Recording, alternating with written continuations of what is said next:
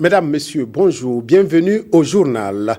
Le 28e sommet de l'Union africaine qui doit entériner la réintégration du Maroc au sein de l'organisation de la Commission s'est ouvert ce matin à Addis Abeba en présence du président du Faso, Roch-Marc Christian Kaboré. Le 28e sommet des chefs d'État et de gouvernement de l'Union africaine s'est ouvert ce matin à Addis Abeba en Éthiopie. Avant l'entame des travaux, le président du Faso s'est entretenu avec le secrétaire général de l'ONU, Antonio Guterres. Les deux hommes ont évoqué la coopération entre l'Organisation des Nations Unies et le Burkina à travers les projets et programmes mis en œuvre par les organisations spécialisées des Nations Unies. Sur l'ouverture du sommet, nous reviendrons avec nos envoyés spéciaux dans la capitale éthiopienne au cours de nos prochaines éditions. L'Assemblée générale de l'Association des municipalités du Burkina s'est tenue vendredi dernier à Ouagadougou avec un enjeu de taille, remettre l'AMBF au cœur des préoccupations des élus locaux. L'Association des municipalités du Burkina Faso, qui s'est dotée d'un nouveau bureau il y a 6 mois, a validé son programme d'activité et le budget de sa mise en œuvre. Paul-David Bambara, Nathalie Savadogo, reportage. Les 160 élus locaux du Burkina Faso réunis à Ouagadougou.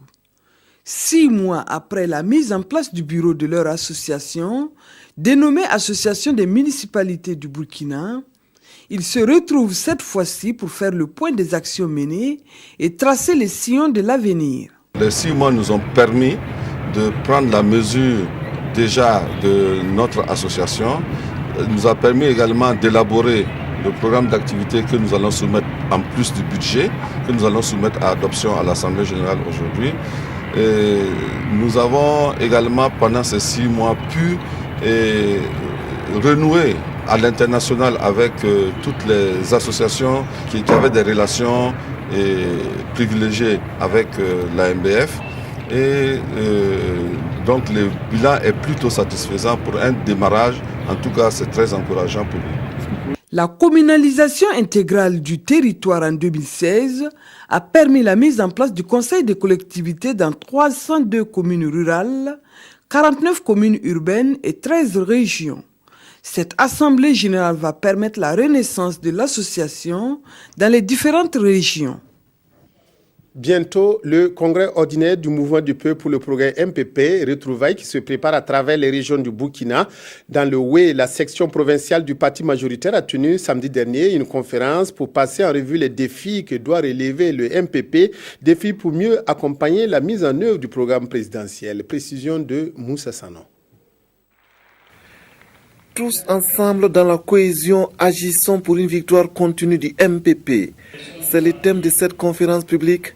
Une conférence organisée par la section provinciale Oué du MPP, le mouvement du peuple pour le progrès. Selon nos textes statutaires, les sections provinciales qui sont effectivement les démembrements du parti au niveau de la province sont amenées à se réunir de façon statutaire pour en tout cas discuter de la vie du parti et également se donner des orientations pour parfaire effectivement les actions. Venus des différents démembrements, ces militants et militantes du MPP Oué passent ici en revue la vie du parti, son bilan et ses perspectives. Nous allons discuter des 3 thématiques.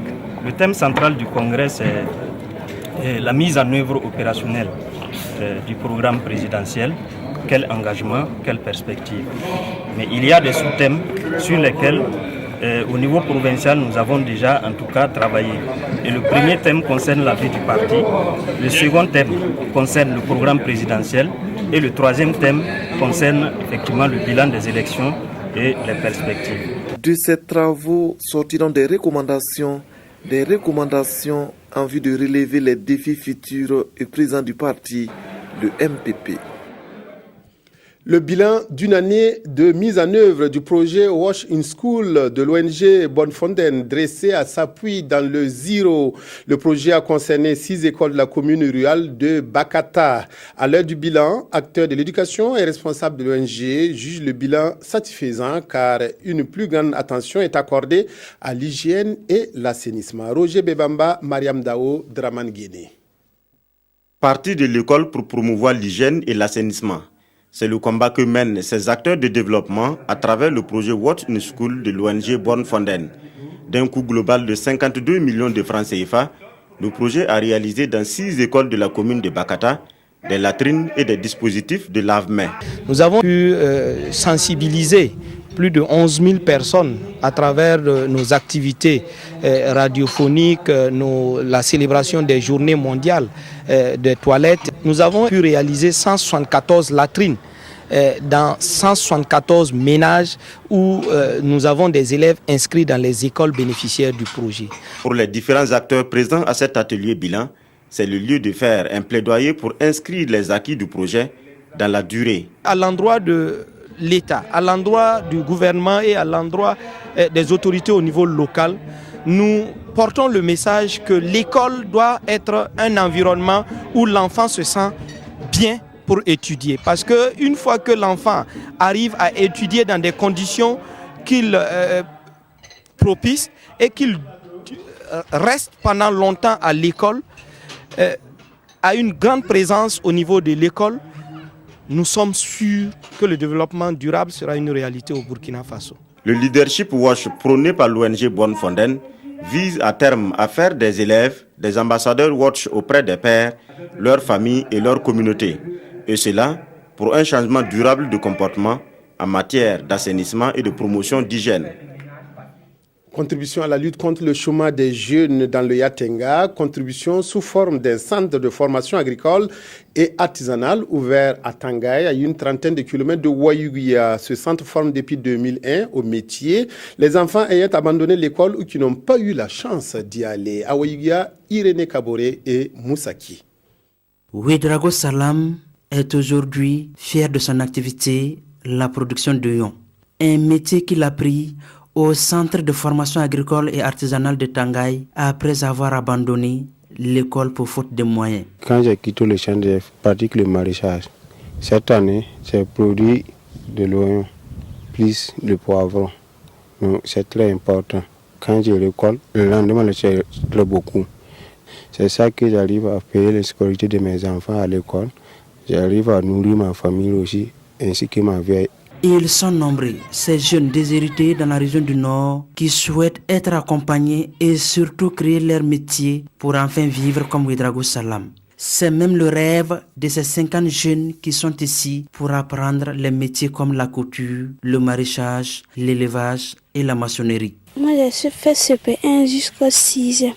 Au 6e, mes parents m'ont dit que je vais venir au CFA pour apprendre les métiers, pour que je sois un de demain. Je suis venu ici pour faire la formation. J'aimerais faire la mécanique et l'électricité. Une fois dans ce centre, les encadreurs procèdent à une remise à un niveau de tous les nouveaux recrues, leur apprendre le français et le calcul. Ensuite, la formation proprement dite peut commencer et s'étend sur 3 ans avec 2 ans de théorie et 1 année de pratique. Ici, c'est Rocha École, là où on les amène pour exécuter les opérations qu'ils ont apprises pendant la première année et la deuxième année. Et maintenant, comme il y a 3 techniques de production du melon, on peut produire en gravité, l'irrigation par aspersion, là on utilise des arrosoirs, là on fait des planches. La dernière bande, c'est pour empoquer.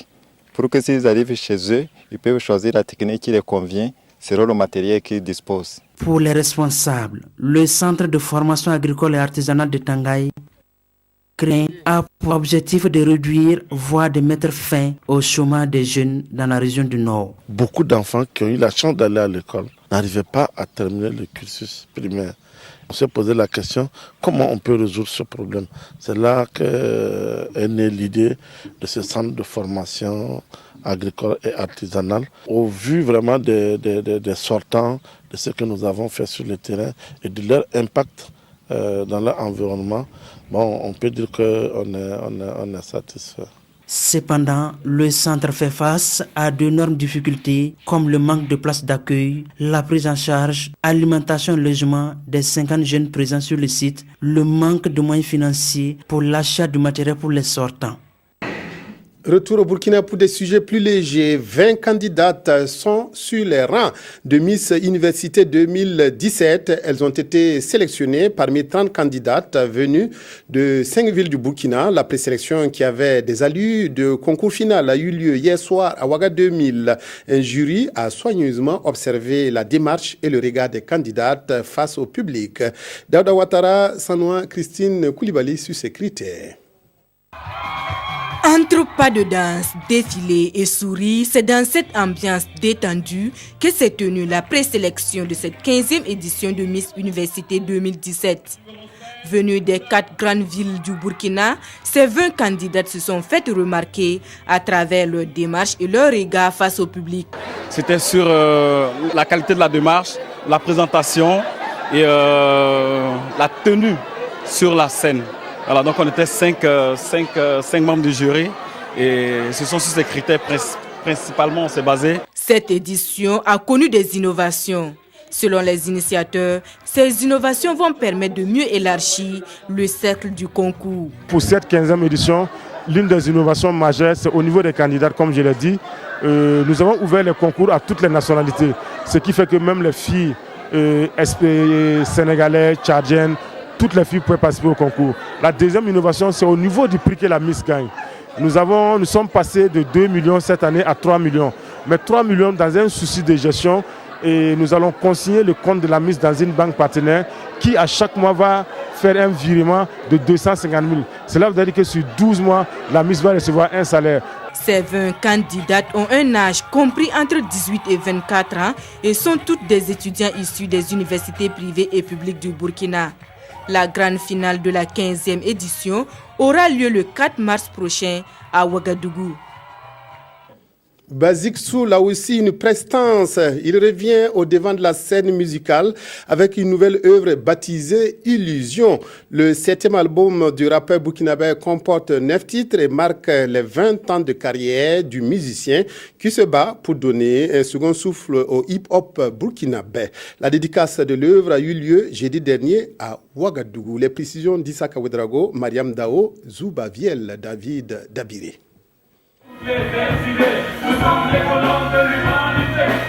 Une prestation en live pour marquer le retour sur scène de l'artiste Basique Soul avec un 7e opus, Illusion. Un titre inspiré des questionnements sur la vie qui, selon l'artiste, peut prendre la forme d'un mirage. L'album comporte 9 titres, entre autres Tous égaux, Promesse, Est-ce que tu m'entends ou encore Cette route mène où? Depuis la sortie du single Illusion il y a 3 mois, on a préparé un peu la sortie donc de cet album de 9 titres qui est assez éclectique, qui sans aller dans tous les sens, embrasse quand même, on va dire, beaucoup de tendances.